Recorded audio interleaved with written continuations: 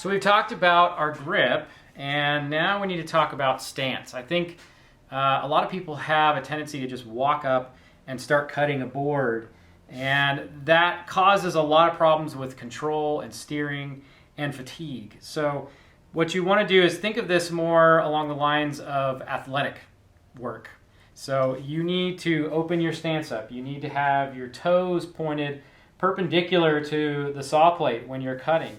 And you might let that back foot roll in a little bit, but for the most part, you want your body open. And that's because your saw plate, your wrist, your elbow, your shoulder, all that stuff needs to be moving in the same plane, like a sort of like a locomotive steam engine.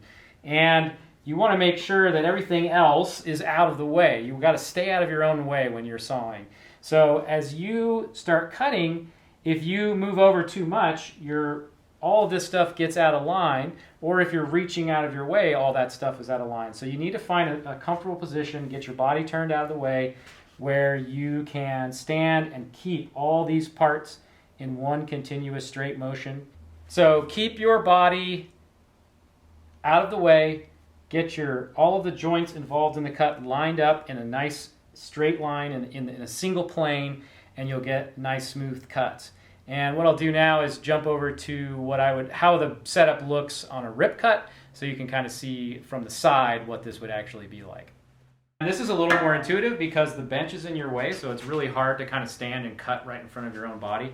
But the same principles apply. You need to open up your stance. I'm basically facing the bench, and then I'm going to pivot my body, and I might let this back leg, the one that I'm cutting, the leg that's the same as on the same side of my body as my cutting hand, I might let that toe come in so that it's perpendicular to my body, pointing straight ahead.